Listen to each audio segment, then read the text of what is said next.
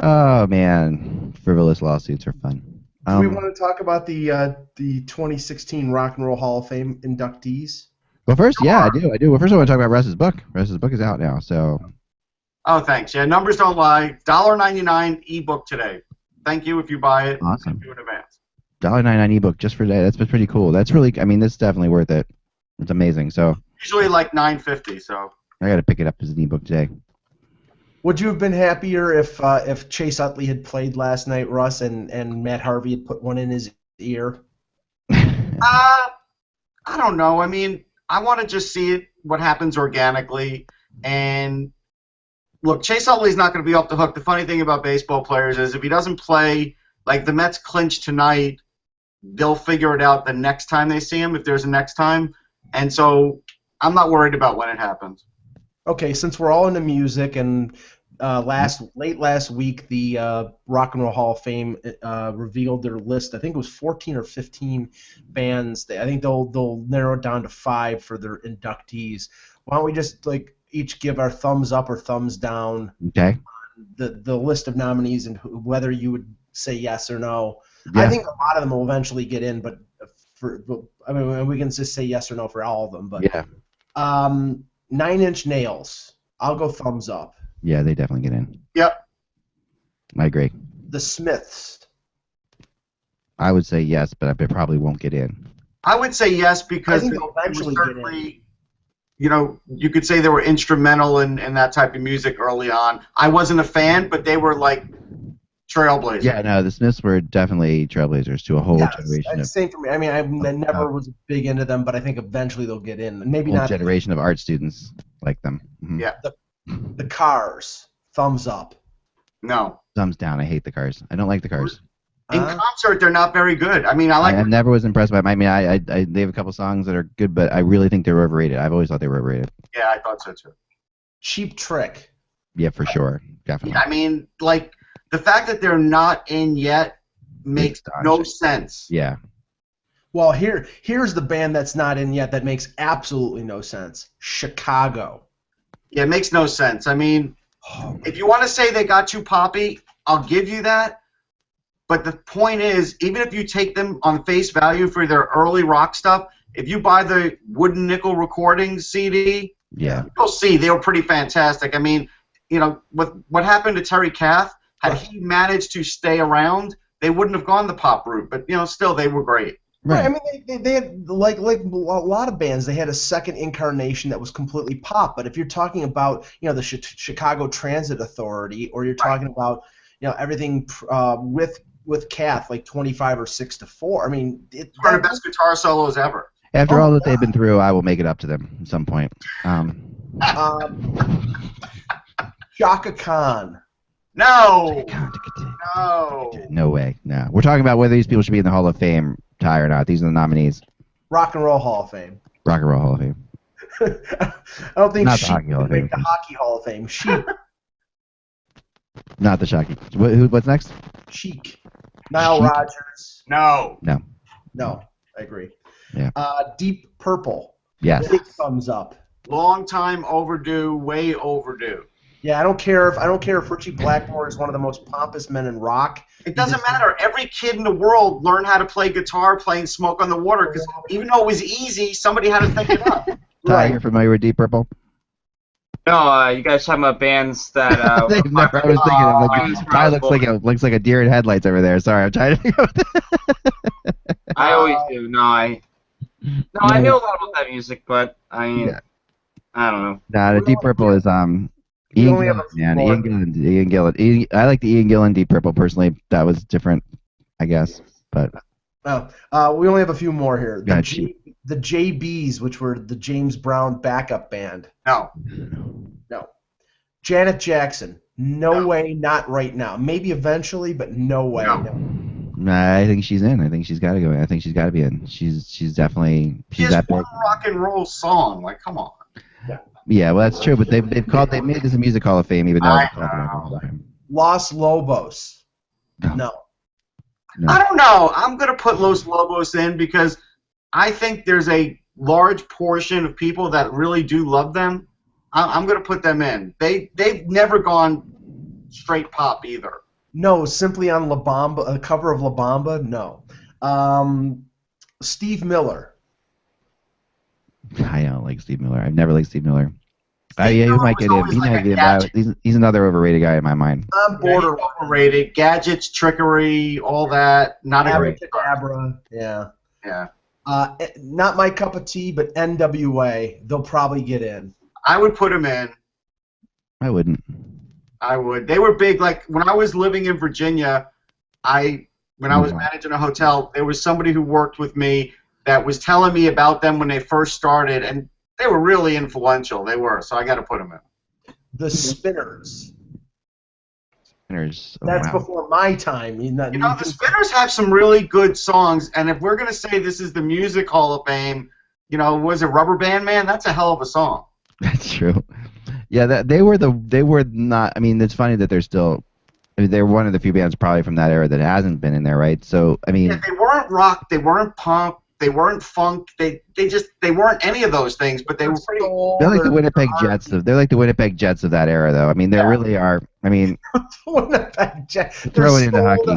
R&B. That's what. No, they're just. I mean, I'm talking vintage Winnipeg Jets. I'm talking Winnipeg Jets from like the other Winnipeg Jets is now in Phoenix. Dave Ellett, Dale Howardchuk. Right, that Winnipeg Jets. It was really good, but they played at the same time that the Flames and Oilers played. Yeah. So it's like there's really no way. Totally agree. And finally, and saving the best for last, Russ. Yes. Yeah, I mean, at this point, of course, I wanted him in like 5 years ago. With Chris Squire gone, like I don't even care if they go in anymore. It's sad. It's I still want them in. I still like the Roger Nielsen of bands. Yeah.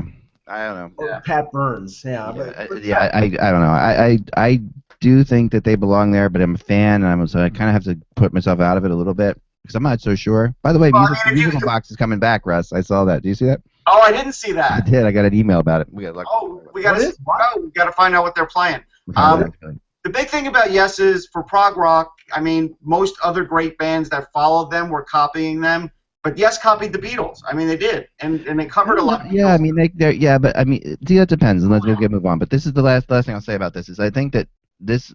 When I look at this, I look at bands are so different than like when you look at players for the Hall of Fame, right? For example, like a player is how good they were, just how and with bands, I often think about how much they influenced later bands, and that I don't think Yes influenced as many bands as. Oh, I don't know. I mean, I know Rush for sure. Yes. I also know that when you have Dave Grohl's band, Foo Fighters playing a Yes song every night when Chris Squire died, I'd say there was some influence there. I think they should go in, but then again, I don't know if I'm too close to that situation. So. Well, all I can say is that I don't think you can underestimate their influence. But the thing is, they were so technically proficient as a band that it was tough for other musicians to sort of match up to the quality of the bass playing of Chris Squire, the guitar playing of Steve Howe. I mean, Rushes are considered virtuosos, and I don't even know if they could have matched up. As of 2009, they had 70 million record sales. Yeah, I mean that's obviously really impressive. All right, so let's move on, and let's move on to the fun stuff like the Boston Bruins. Oh, get into my question of the day too. All right, so it is October 13th.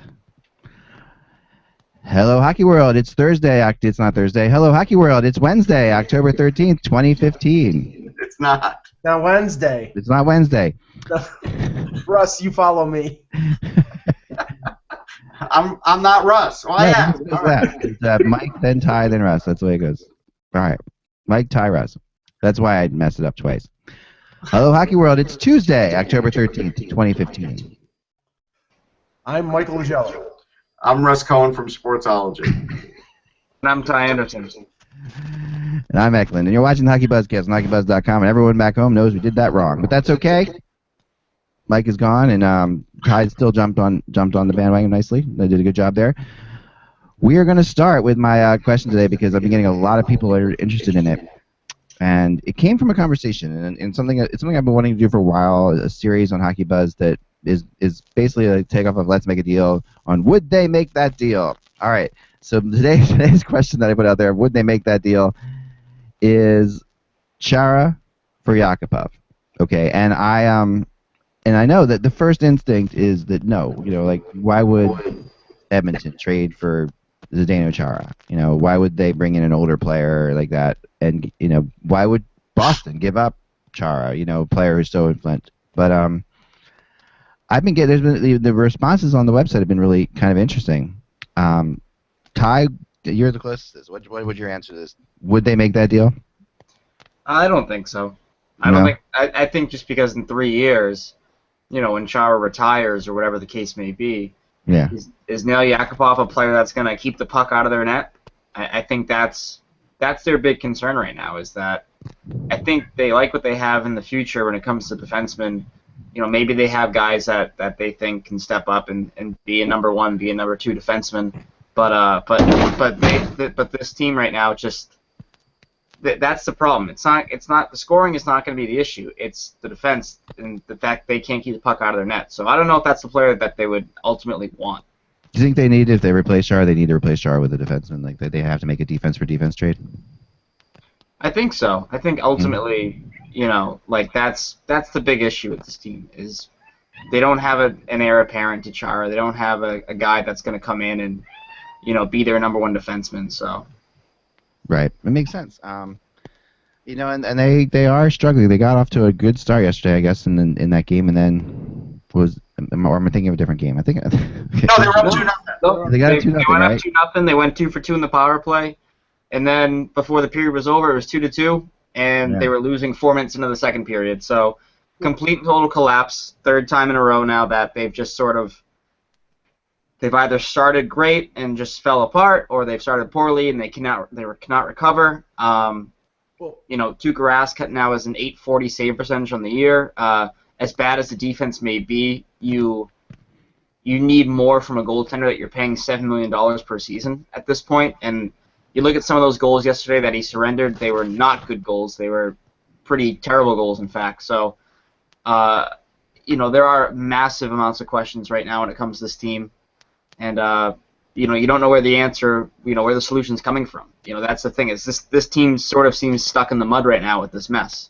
Well, just to address your question, Ak, I don't think Edmonton would do it, for the simple reason that I know that Yakupov, he had a good rookie year, and then he hasn't played up to expectations since. But if they're going to trade Yakupov, they're going to trade him for somebody who is at the most in his mid to late 20s, somebody who can give them 5-6 quality years. Chara is a Hall of Famer, there's no doubt about it, but the hourglass, the sand in the hourglass is running out. He's got, if he can still play, maybe he's got another year, maybe 2. That's being optimistic, and if that's all he has left, this current Edmonton team isn't going to win in that year to 2 years. He may help them in terms of stabilizing the situation. Yeah. But I think Edmonton needs players that are in their prime now and not somebody who is ready to retire. Right. Yeah, I think it would be defense for defense.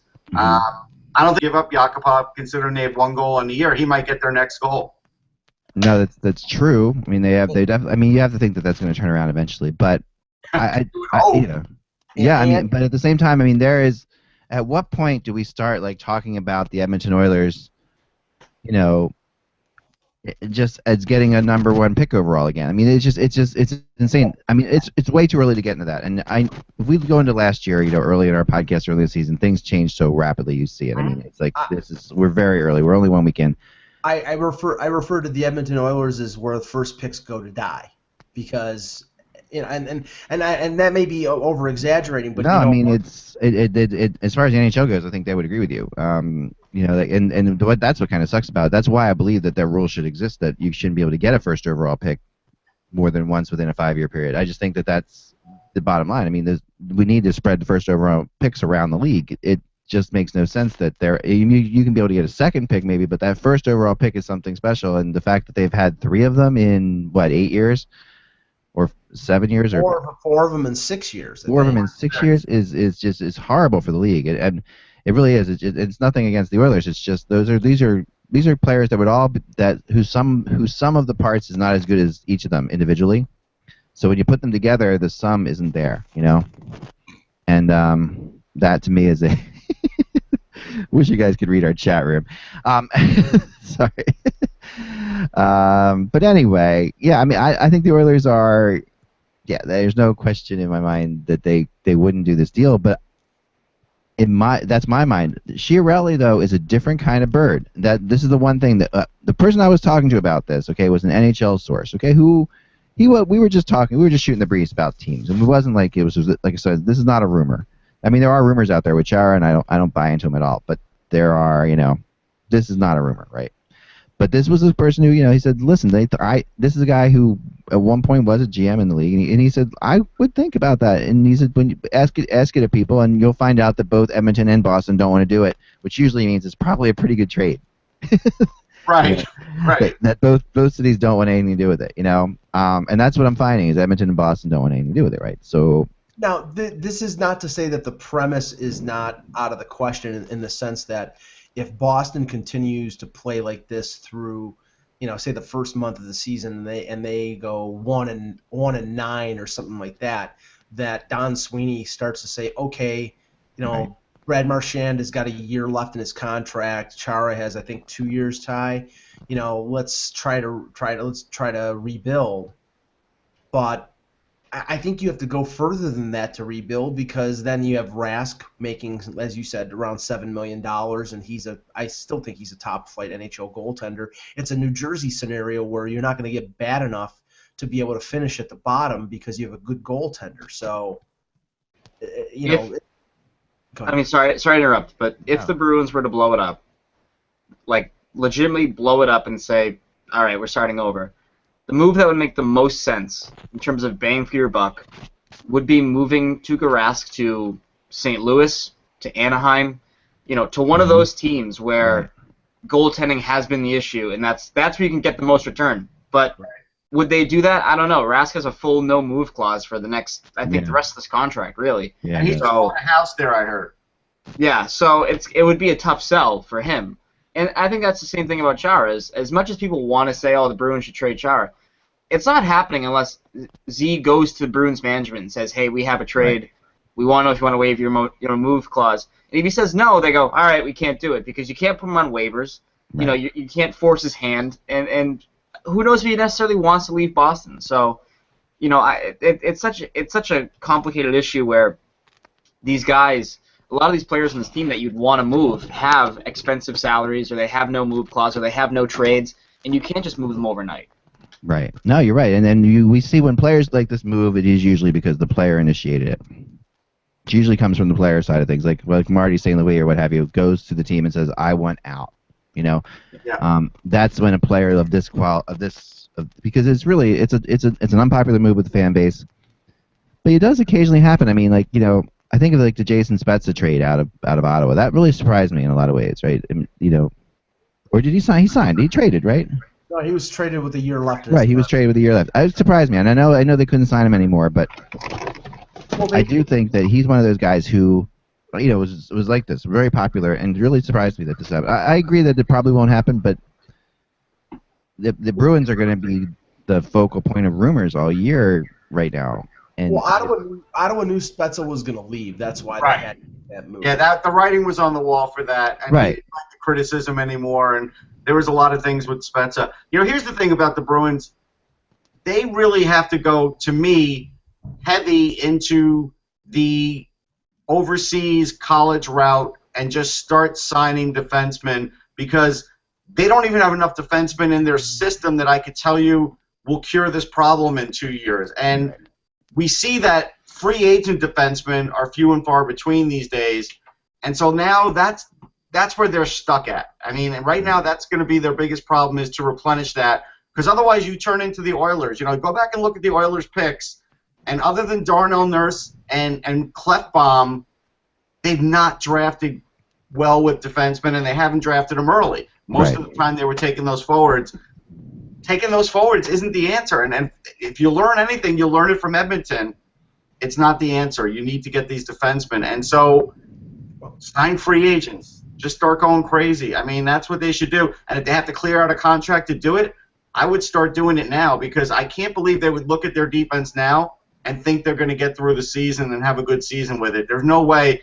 They could be that delusional, and anything's possible, but I don't like their defense at all. I hadn't, and you know that. So. Well, I mean, you look at their pipeline too. I think the guy that they believe has the most promise, that's not in their system. When I say that, I mean Boston or Providence right now, is Robbie O'Gara, right? Who plays for Yale. I mean, he's a guy who's gotten better every year. But is Robbie O'Gara the answer? Probably not. No. And then, I mean, you're hearing rumors now that eventually Max Chudinoff, one of their late round picks years ago, has been playing the KHL, might actually come over at this spring or next season. So, I mean, those are two long shot home run attempts by the Bruins there. But I mean, those guys aren't the solution. So you do have to find a way to get more high impact defensemen into the lineup and into your system, no doubt. I can tell you, I've scouted O'Gara a lot.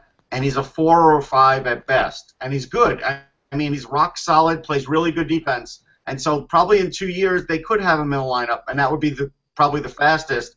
But he's not going to be the answer, no. Yeah, that makes sense. All right, so before we move on to some teams that are surprising us and not surprising us, so we're going to use more of that we're going to do today, because I liked that yesterday, and we can get into some of the games last night as well. I don't know if you guys saw Dave Stubbs' tweet. This is really cool. Okay, so what this is I will share it on the screen here.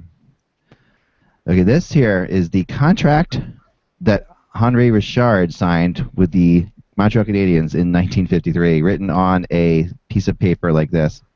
Nice. And a calendar. On a calendar piece of paper. It says Henri Richard bonus signing $5,000. Salary with Canadiens for 1955-56 season, $7,000. 56-57, $8,000. And if Henri plays with the Royals, which I guess was their farm team, yep, he will be paid at the rate of $5,000 per season. And there's his signature and the signature of the GM. I think that's pretty darn amazing when you think about it. Yeah, considering he went on to actually win the most cups in Canadiens history, to have the most rings, it is kind of an amazing thing. I never knew that. Yeah, and this is Frank Selke who signed this. He's the guy. So it's pretty funny, as you know, of the famous Selke Award. So yeah, I love that a lot. I really thought that was something very cool. Last night's games. Let's get into them for a second. I didn't watch any of last night's games. I was the only, and I didn't go to the Flyers game last night either, because I drew the short end of the stick on something family related I can't get into, but I wasn't there. So anyway, but I did get home and watch all the games, and I guess we could start in Philly. You were there, Russ, for this one. Yeah. So the Flyers and Panthers, and the Flyers coming off a 7-1 embarrassment in Florida. Come back with a, of all things, Mason's got personal injuries. He's out of there. They go to Neuwirth, the crazy Czech, and he comes through. Russ, what was it? What happened? What was your opinion of this game? Yeah, Neuwirth was just crazy locked into that game. I mean, his glove was better than I'd seen him even before he got drafted, and when he was in the AHL when I was pretty high on him at the time. Everything went right for him. The Flyers definitely were playing team defense. Their forwards were definitely kicking in, which definitely hurt them offensively. Yeah. They may have gotten shots on goal, but they weren't getting the glorious chances that you would want. Now, they probably had, 2 or 3 really good chances each period, but Luongo is going to be tougher to solve than that, right? And Luongo was on, too. We got to give him a lot of credit. He was really on, especially with the way they were crashing the crease. The thing about that game is, though, there was a lot of just sticking the neutral zone, moving the puck around, trying to get it out. You can't survive that way if you're the Flyers. And I think Neuwirth bailed him out. Could have been easily a 3-1 game if he wasn't on his game, and no one would have said anything. So, and especially in the third period, Florida really was giving it to him good, probably that whole third period. What's kind of interesting is, the goal they scored, Braden Chen scores it, but it's really made by Sam Gagner, who's back in the lineup. Yeah. I don't get the Sam Gagner hate. I don't understand it completely. I don't either. He moved the puck great on the power play. Yeah. On the left side, he gives them now an option on either the side wall or a little bit in from that to actually distribute the puck, and he's really good at it. It gives them a second power play unit, which is something that they've never had. I mean, they have this great first power play unit. They're one of the best in the league, but they've never had a second power play unit. It's like Gagner came in as such a highly touted guy, and of course he has these historic games where he has these ridiculous points, and that these 7-point game or what have you, right? But because he's not a number one center, or a number one player like he was expected to be, I guess, when he first came in, people think he shouldn't play at all. I mean, he's easily a number 2 or 3 center in the NHL in my mind. Well, think about that sort of stigma and how long it takes players and fans to get over that. I mean, Benoit Pouliot took him 4 or 5 years and three or 4 different organizations before people sort of respected him as a player that could contribute.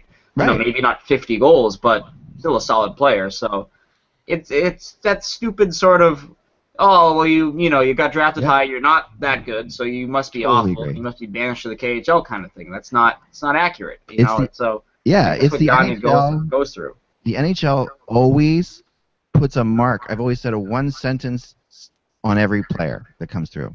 And when you talk to people in the media room before the games, and you mention a player, the sentence they're going to say about that player. There's like a sentence for every player, and that sentence is hard to change. Whatever that sentence is, he's a drinker. Oh, he likes to party a lot. Yeah, he takes dumb penalties. Or he's a diver. He doesn't play any defense. He's a waste of time. He doesn't practice hard. These sentences that become these players, they never leave them. And I remember a goalie one time in Philadelphia who had a drinking problem but got over it. But they're like, oh, he's a drinker forever. And he's there's a lot of players who have drinking problems and did a good job at getting over them. But you would never change that. And I think that it feels like with Gagner that way. I think you're dead on, Ty. After being in Edmonton for so many years, going from Tampa to Arizona and now to Philadelphia, and the assumption was when that trade was made that Gagner was going to get bought out, and maybe that's the thing that some of the fans thought, okay, we're taking this guy, I don't think so, because I think that assumption was made with us and people in the media, but I don't think most Flyers fans knew that was going on, that most Flyers fans knew that they were trying to move him. When you talk to people, like your Joe Schmo Flyers fan, they're like, why aren't they playing that guy? He seems pretty good. And of course, he only gets in there because Umberger gets hurt. And that's why he's playing, The good organizations don't worry about where a guy's been drafted. They just say, hey, you've got a chance to either make this team or not make this team. Doesn't matter who you are, where you are, how much you make, how much you don't make. I see the good organizations do that. There are some organizations that put too much focus on it. I'll just say that. Yeah, I totally agree. And I think part of LA's success, before this year was the fact that they didn't care where you were drafted. They were good. They were one of the team organizations that really they just found, okay, you might have been a first line left wing when you were drafted, but you're a hell of a third line right wing. So let's keep you there. Right. And there's nothing wrong with that. I think that, and the Predators do it to a degree too. I'm just looking through and the Capitals. I would say I'm just trying to think of certain teams that do this. The Blackhawks are actually number one at it. I mean, Mark you're right. On our show at various times and said he doesn't care if a guy's drafted in the first round. If he's a top 9 player, he's thrilled.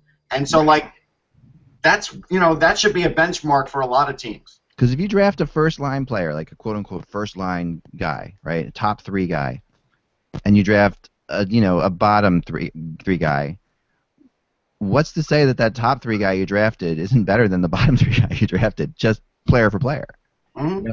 And I know the money now. If you're paying the top 3 guys a certain amount of money, you're sitting there saying, okay, I got it. But sometimes, like in Gagner's case, he's getting paid a lot of money, but not a ton of money. I mean, considering what he is, he's pretty reasonable for a second or third line player. I mean, his money is retained by. I think Tampa is retaining a significant portion of his salary, so it's not a monetary thing.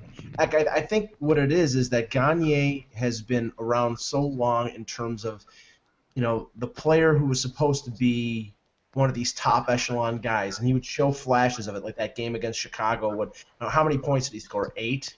Yeah. But then he disappears for games on end, and there's your one line. There's that stigma, all potential and little and not enough production. And maybe that's the animus that the Flyers fan base has against them. It's an unfulfilled potential that they don't think they're going to see it being fulfilled in a Flyers uniform. I think the Flyers fans like him. No, I think you like him too. Yeah. I think the Flyers have something again. I think the Flyers are carrying that around with them. I mean, he is all of 26 years old, okay? Yeah. I mean, he's not like, he's been around forever, because he came in really early in the NHL. He played as an 18-year-old. I know, he's all of 26. And he wasn't the only Oiler who was disappearing a lot of the time. So it's not like you can sit there and say, I mean, most of those years in Edmonton, and then you can, he starts off with the Marlboros, right? He came from the Marlboros, I think? No, London. Oh, London, right. Okay, right. So, yeah, but with the Oilers all those years, he only plays 81 games with the Coyotes. He scores 41 points, But besides that, it was a big-time minus, but who wasn't on the Coyotes? This is the thing. It's like, who was... And he's done that. Coyotes hurt his reputation more than the Oilers. I do. Yes, and that's interesting. Why do you say that?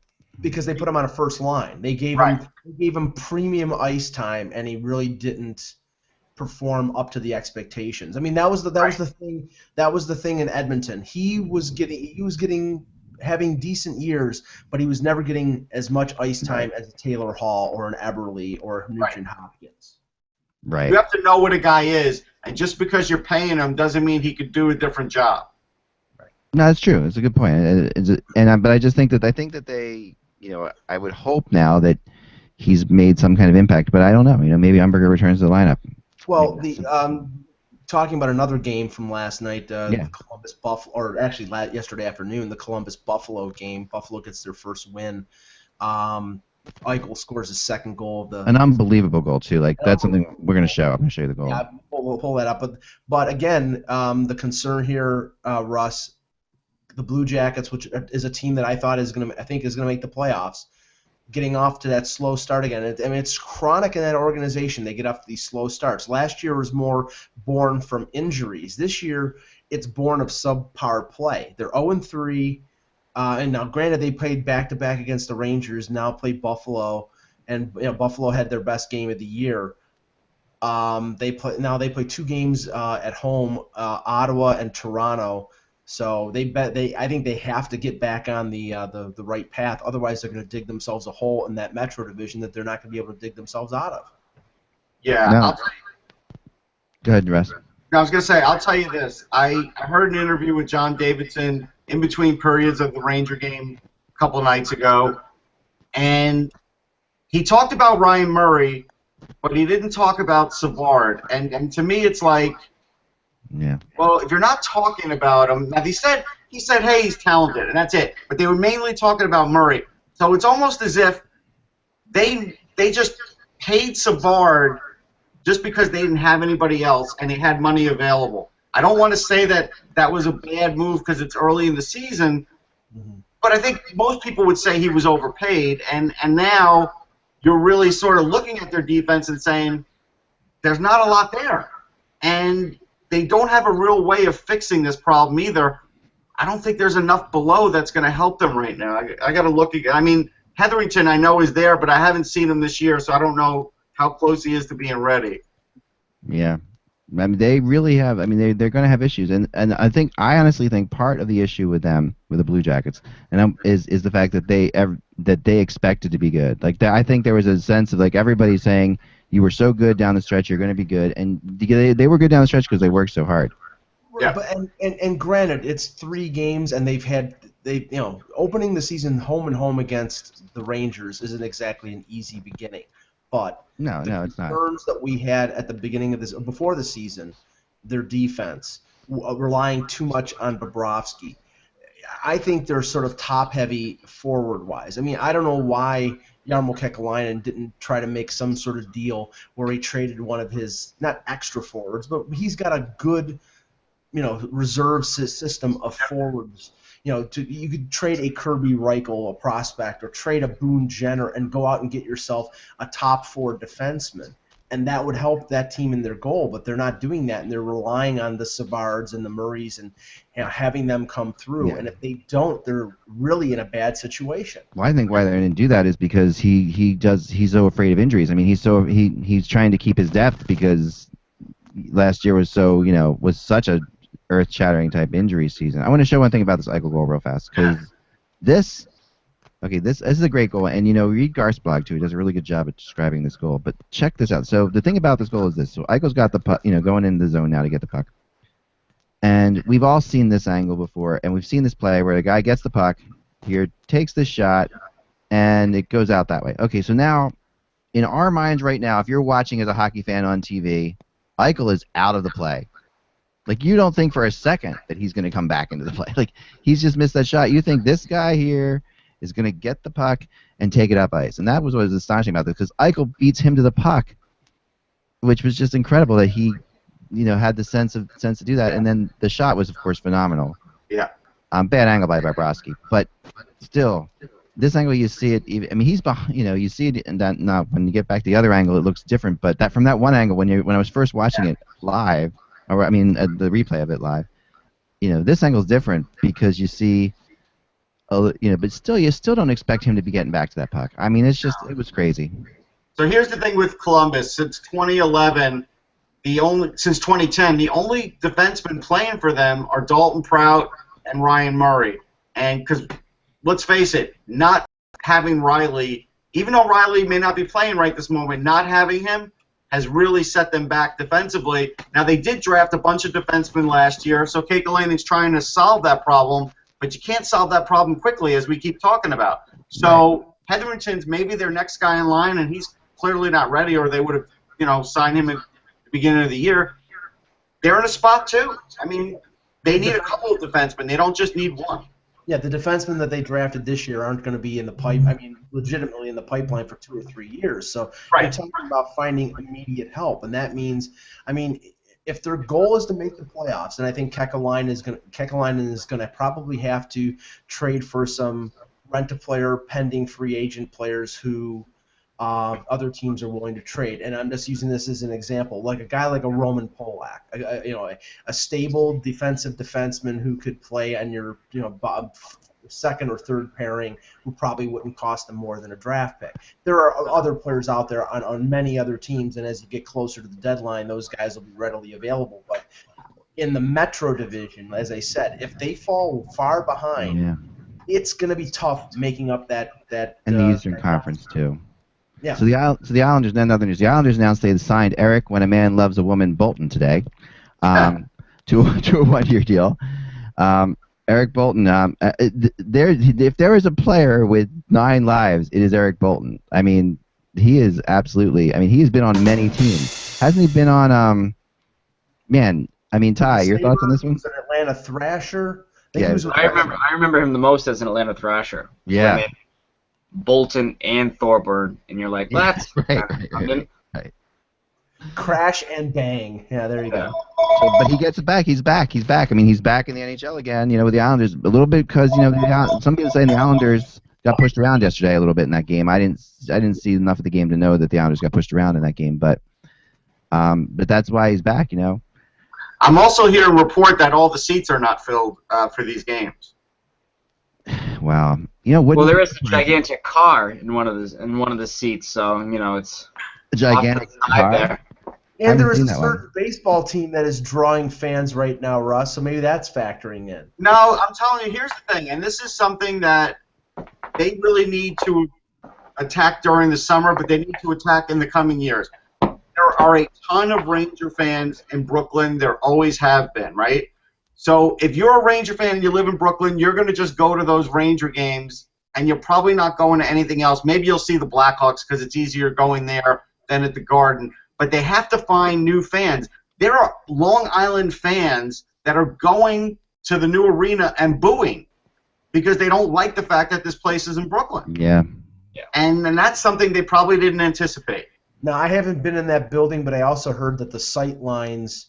I got a letter from a person who wrote me about this because they got season tickets for the Islanders in the new building and everything like that, and they spent a ton of money, and they said one of their seats is obstructed, and the Islanders have not done anything to help them with it. Like, it's a bit, and they basically, I've been trying to find a person to help them out because, but basically the Islanders. I mean, this is, of course, you have this kind of stuff going on too. This is after a goal last night, an Islanders fan held up his child into the air.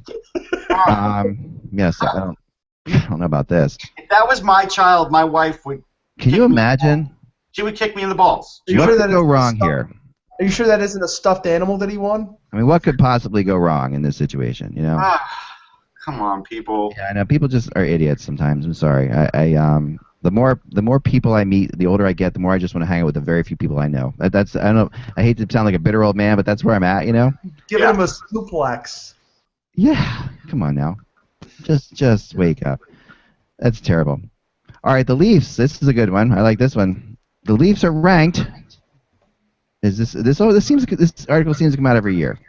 Well, they evaluate the all professional teams every year. ESPN does, and they. I am convinced that ESPN is fixing this, though. I'm telling you. The ESPN has again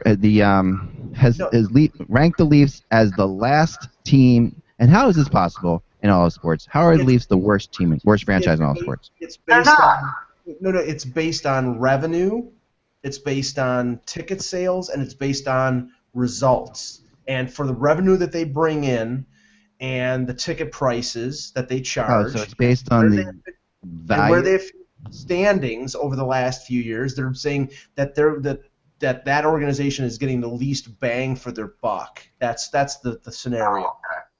And I sort of agree with it. I mean, you know, and I think the only way that the Leafs are going to dig themselves out of this situation is to clear some of the bad contracts that they have, and build like we've said, rebuild that team in a traditional way through draft picks and prospects and proper development. And they've not done that over the years, and they're suffering right now for it. So.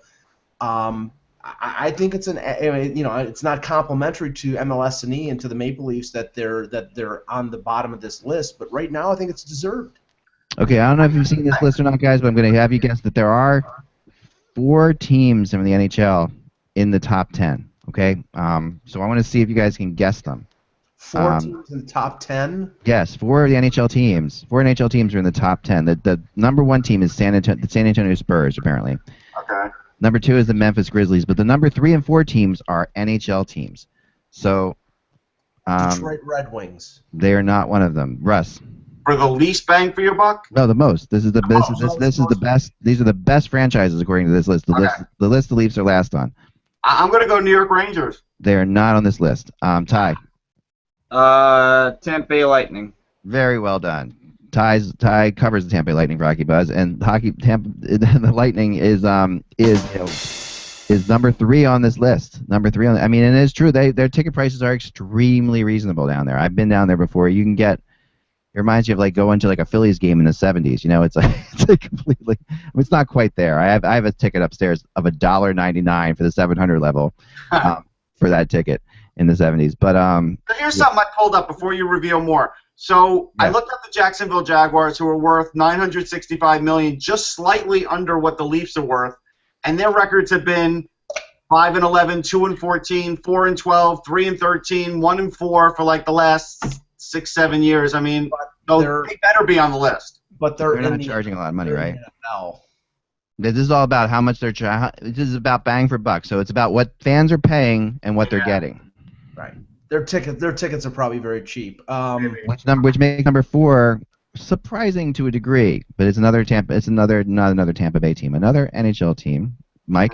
Nashville? No. Russ? The Predator ticket price actually has gone up a little bit over the last couple years. Russ? Hang on. I'm gonna go. No, I'm conflicted. I am very conflicted. You are conflicted. I know, because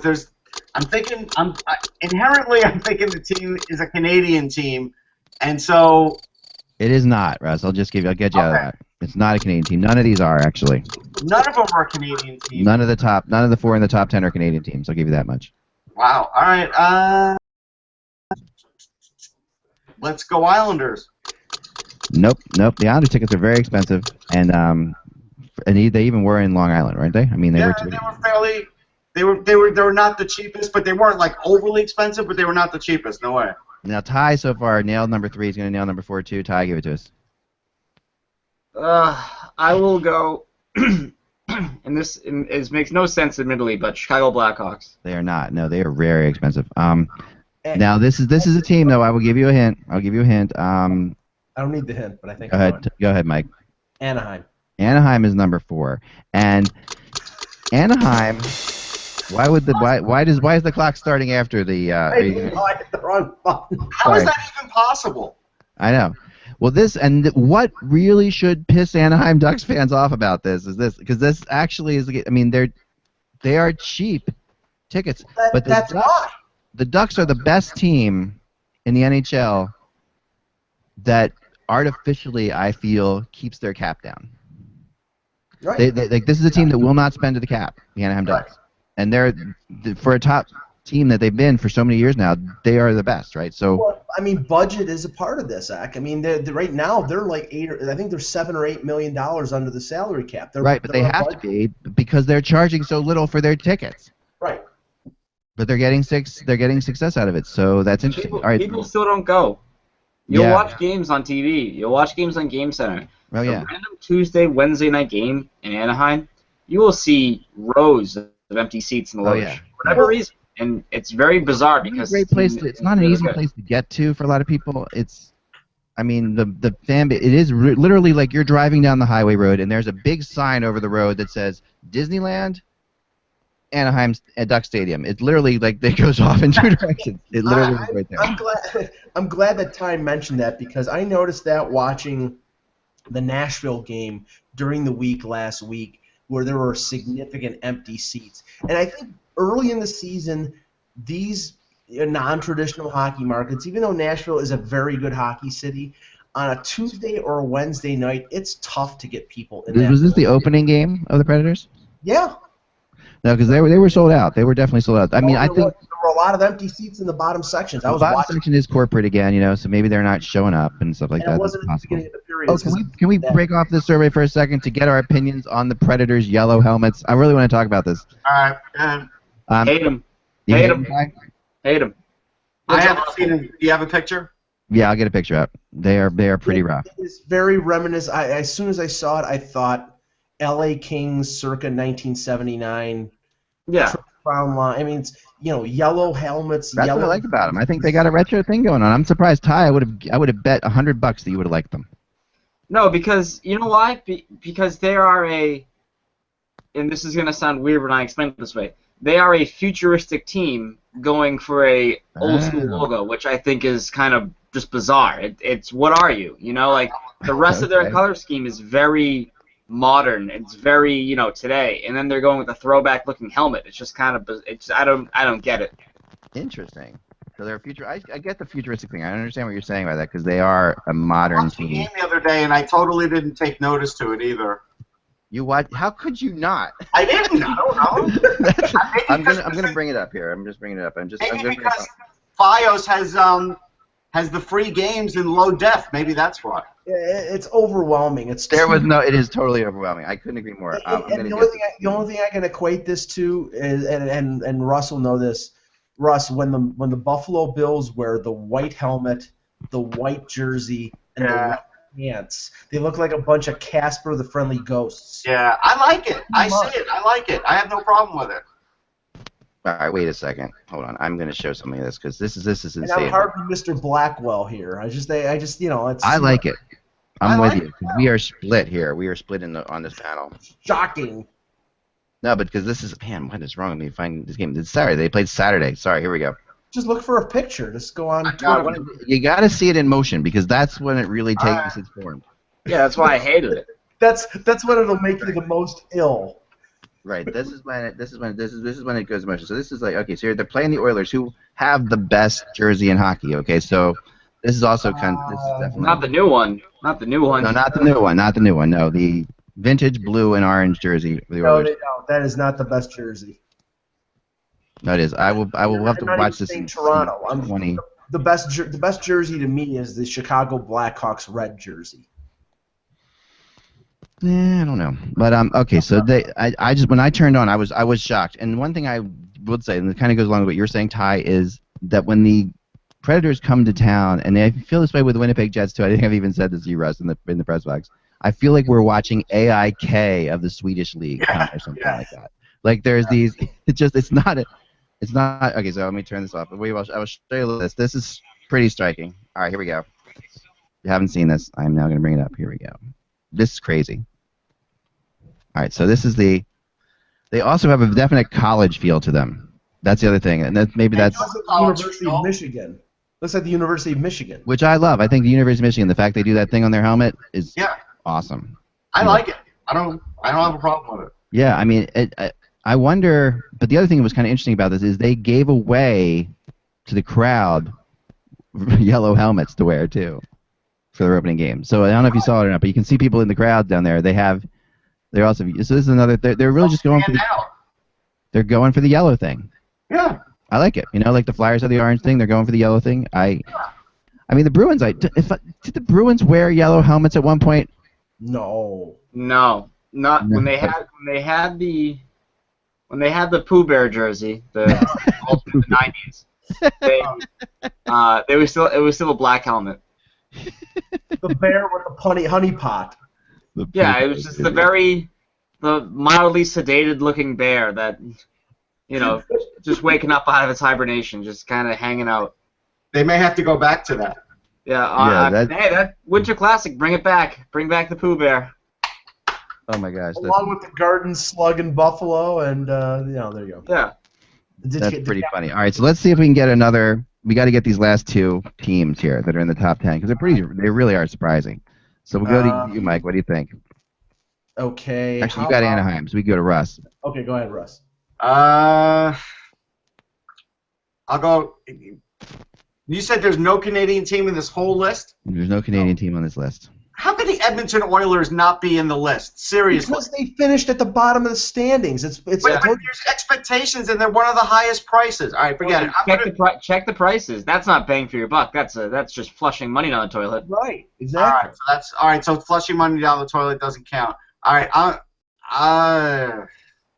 I'll go Nashville Predators. Go ahead. Nope. No. Ty? I will go because I had a friend who went to a game last year and said she paid $10 for tickets. I will go Dallas Stars. Dallas Stars, you got it. Number 10. So Ty's already won this competition. No, I could tie them. You could tie. All right, well, last team, they're number 10. So no, they're number 10. So number 8 is who we're looking for, and this is surprising. This is different. Go ahead, Mike. This is different. Than the teams so far, which have been sort of, I don't know. Successful. No, more. This is an older franchise. I'll say that. An older franchise. Yeah, than any of those three. Interesting. Why, thank you. I appreciate it. Well, if it wasn't interesting, we wouldn't be talking about it. But anyway, continue.